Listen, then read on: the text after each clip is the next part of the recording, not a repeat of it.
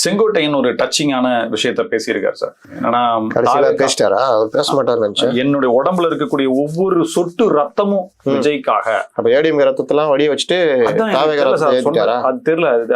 அப்படி ஒரு சுண்டி போன காலத்துல ரத்தத்தை பத்தி பேசுறாரு. ரொம்ப எழுச்சியா பேசுறாரு, அழுது இருக்காரு.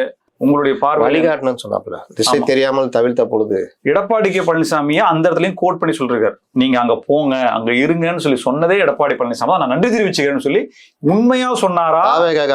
அனுப்பிச்சது எடப்பாடி இல்ல, இது மேல அவர் தலைமைன்னு யாரா சொல்லிருப்பாரு, எடப்பாடின்னு சொல்லிட மாட்டாரு சார். அவர் பேரே சொல்றாரு, அவர்தான் சொல்றாரு. சொல்லிட்டா அவர்தான் சொல்றாரு. அவர்தான் தானே சொன்னாரு, எடப்பாடி பழனிசாமின்னு சொல்லிட மாட்டாரு. அவர்தான் சொல்றது சித்தப்பா. என் உடலில் ஓடும் ஒவ்வொரு சொட்டு ரத்தமும் அவருக்காகத்தான். நான் ஜெயலலிதா அம்மாவுடன் பயணித்தேன், மகிழ்ச்சியாக இருந்தது. நான் ஒருவரை அடையாளம் காட்டினேன்.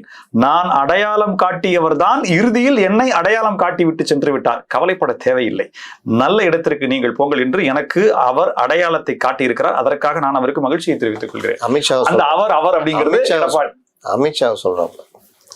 சரி, எடுத்துக்கலாமா சார்? ஆமா, வேற என்ன? அதுதான் நான் தான் சொல்றேன், பிஜேபி ஸ்லீப்பர் செல் தான் இவருன்றாங்க.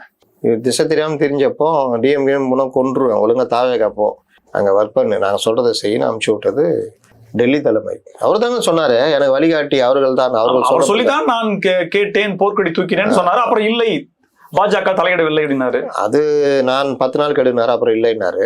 இன்னொரு நாள் நான் செங்கோட்டையனே இல்லைன்றாரு. அது அவரு, நீங்க வேற நான் செங்கோட்டை நினைச்சிட்டு இருக்கீங்களா? நான் செங்கோட்டை எல்லாம் கிடையாதுங்க. அப்படி KS செங்கோய் இட்டையன், நான் பேர் மாத்திட்டேன் அப்படின்னு ஏதாவது சொல்லிட்டு இருப்பாரு.